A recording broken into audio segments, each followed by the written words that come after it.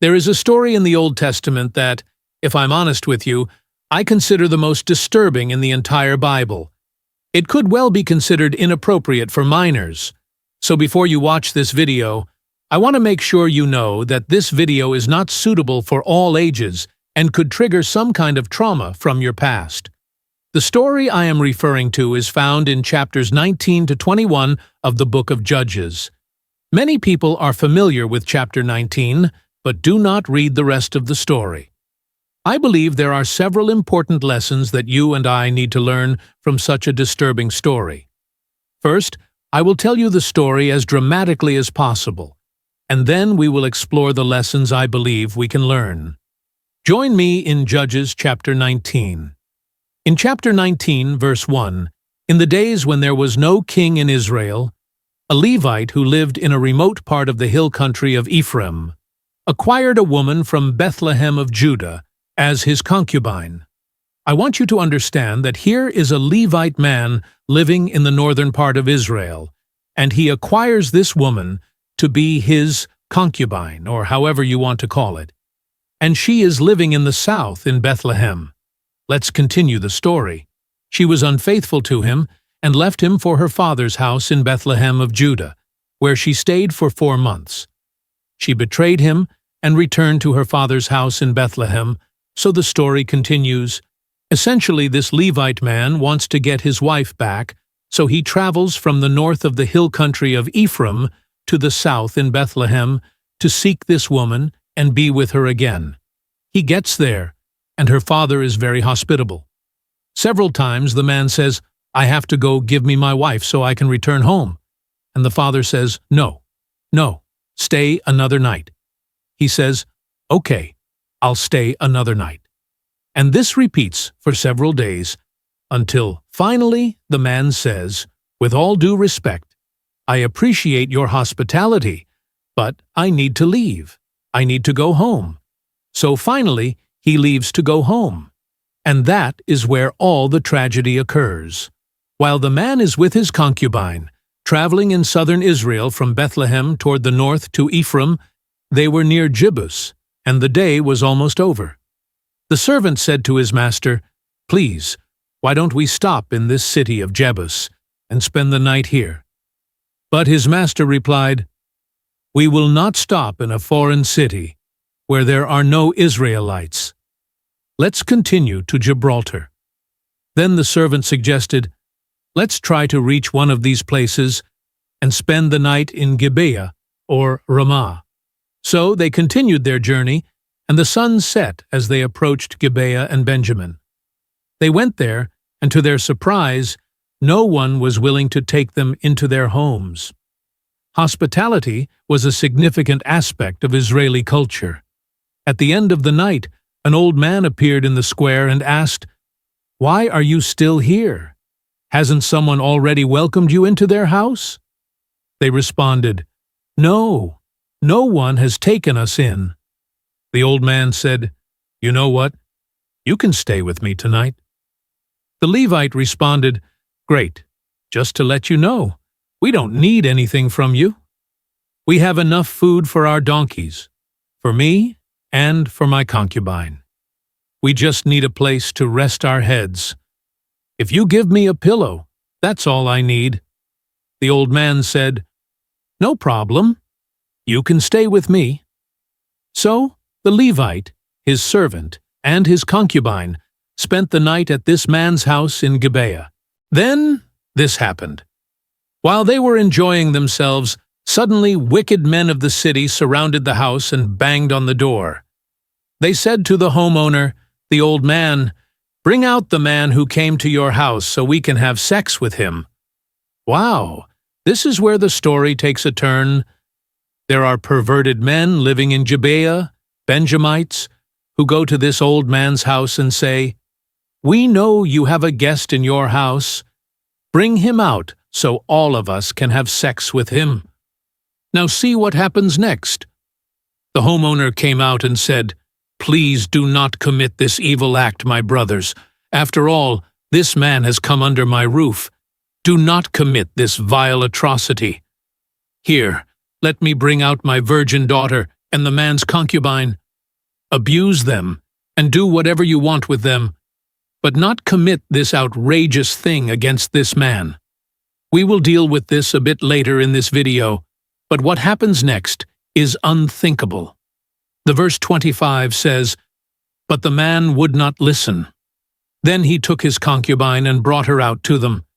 They raped and abused her all night until morning. At dawn, they let her go." Now, my friend, that's why I said this video might be considered inappropriate for minors, and could trigger some things from your past, because imagine here, there's a group of perverted men, and they're taking turns having sex with this woman. They are raping her throughout the night, until in the morning they finally let her go. And this is what happens to this young woman. A tragic start. In the morning, the woman returned, and as dawn broke, she collapsed at the door of the house where her lord was. You can imagine how worn out, beaten, and abused she was from the entire night by these men. She barely had the strength to crawl back to the man's house and just collapsed on the porch and lay there. Now, observe what happens next. It says here that when her lord got up in the morning, he opened the doors of the house and went out to continue his journey. There was the woman, his concubine, collapsed near the door of the house with her hands on the threshold. "Get up," he said to her. "Let's go." But there was no response. The woman had been so abused that she had died. Note that it says here that the man put her on his donkey and to his home. What happens next is very sad and horrific, but it says as follows.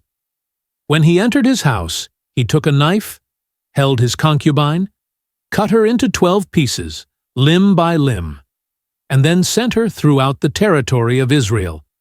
Everyone who saw this said, "Nothing like this has happened or been seen since the day the Israelites came out of the land of Egypt until now." Think about it, discuss, and speak up. This man took his concubine to his house, cut her into 12 pieces, and undoubtedly attached a letter to each piece of his deceased concubine, and sent a different piece of her body to the 12 tribes of Israel, with a letter detailing exactly what had been done by his own brothers. One of the 12 tribes of Israel, the tribe of Benjamin. And when these other tribes saw and read what had happened with this woman, they said, "Nothing like this has happened throughout our history." Now there is much more to the story in chapters 20 and 21, so I want you to wait. But here is where I want to start looking at some lessons we can learn from this. The first lesson is this.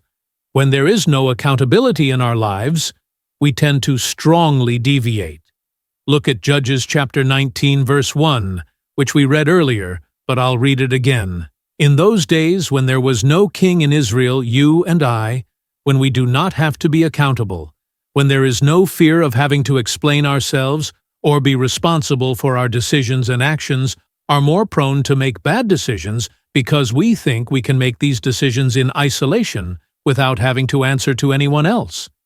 And that is exactly what was happening in Israel. There was no king. There was a law. But people were not respecting the law. It is not being enforced. And as a result, they ended up doing something they probably never imagined they would do.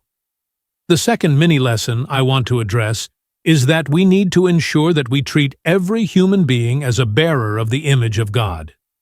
Here is this man saying it would be wrong for them to do whatever they want with this man, but they can do what they want with my daughter and with my concubine. His mindset was that the life and virtue of this man were more valuable than his own daughter and the concubine of man. We need to make sure, and that's why, seeing inappropriate sights and such, we must make sure not to do it. If you want to stop viewing things online that you know you shouldn't be watching, and you know what I mean, I want you to see each girl you are looking at as a bearer of God, as someone who is your daughter. Imagine if you would want someone looking at your daughter doing the things you are seeing on the screen. But here's the third thing I want to highlight in this video. The more you and I stray from God, the more vulnerable we become to doing things we never imagined we would do. You see, when you look at the book of Judges as a whole, what you will see is a nation of people who have slowly drifted away from God. They have slowly deviated, and what you see happening in chapters 19 to 21 is the culmination of drifting away from God and shows how far the nation as a whole drifted away from God. And my friend, you and I are no different, because if we do not maintain a close connection with God, if we stray from God, if we deviate from God, that is when we, like the Israelites, will find ourselves doing things that someone 10 years ago would have tried to tell us we would do. And we would have been convinced that there was no way we would do those things. There's no way I'll get a divorce. There's no way I'll have an affair. There's no way I'll be fired from my job because they found me watching something online. There's no way I'll be smoking marijuana or whatever. The further you stray from God, the more vulnerable you become to committing that sin. Now, the story doesn't end in chapter 19. I wish it did. But in fact, it gets worse, because what happens now in chapter 20 is a civil war among the 11 tribes of Israel, and they are fighting against the tribe of Benjamin because it was the tribe of Benjamin that committed that atrocious act of sin against one of their own Israeli brothers. So, I encourage you to read in detail chapters 20 and 21. But to summarize, there is a huge battle. Thousands and thousands of lives were lost as a result of that battle from both sides, and what ends up happening is that only 600 Benjamite men remain. Then, in chapter 21, the other 11 tribes begin to feel bad or pity for the tribe of Benjamin because they are essentially worried that this tribe of Benjamin is going to become extinct, since there are only 600 men left alive, but no Benjamite women for them to marry and reproduce. Now they have another problem, because now they are worried that one of their 12 tribes of Israel is going to become extinct. This leads to my fourth lesson. Every bad decision we make has consequences that we cannot choose. Although what these Benjamites did was wrong, the other 11 tribes coming and actually fighting and killing them was a decision they made. And now they have to deal with the outcome of that decision. And the Benjamites also have to pay for the outcome of their bad decision. Listen, you can choose your sin, but you can't choose your consequences. Every decision you make has consequences. And the problem is, personally, you and I cannot choose those consequences. So what happens is that the Israelites go and kill men from this clan called Jabesh Gilead. And there are 400 women who have never been with a man. Then they take these 400 women and give them to 400 of the 600 Benjamite men, so these men can reproduce. But what's the problem? Simple math. There were 600 Benjamite men who couldn't find wives because all the wives had been killed, and 400 of them now have a wife given to them from the clan of Jabesh Gilead. So the problem is that there are now 200 men from Benjamin who do not have wives, and that's why I said that one bad decision leads to another. What happens next is that these Israelites basically say, you know what? We all made a vow saying we could not give our daughters to any of the Benjamites, but it says nothing about if they are taken. So what happens is that they have to make another bad decision and say, you know what? This is what the Benjamites need to do. Send a message and say, look, there's a festival coming up. And basically, some of our daughters are going to be dancing and having fun at this feast. Technically, we cannot give our daughters to you because we made a vow. But if you find them and kidnap them, that's on you. If you find them and kidnap them, we'll be free from that vow because technically we didn't give our daughters to you. And you'll be able to have a wife and reproduce. So, they have this feast, and essentially These 200 Benjamite men go and steal and kidnap these women while they are dancing at a party and take them back as their wives. Personally, I know this is a crazy story, and I tried to summarize it as quickly as I could, but the point is this: one bad decision often leads to another, and all kinds of bad decisions affect other people. Go through this story again and see how many people were negatively affected by one bad decision. Some of the Benjamite men deserved what happened to them, but most of the people in Benjamin had nothing to do with it and died in battle. The Jabesh Gilead died too. The women were then taken from their land and given to these Benjamites, and then these other women were kidnapped by the Benjamite men and taken away from their families. All this happened because of bad decisions. But here is the fifth and last lesson I want to encourage you with today. God has grace for us, even in the midst of our most destructive decisions. Notice how the book of Judges ends. It says here that the Benjamites did this and took the number of women they needed from the dancers they captured.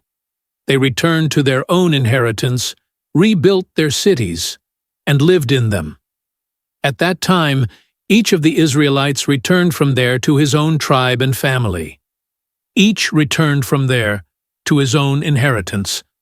And of course, the last verse of the book of Judges characterizes and describes the entire book of Judges.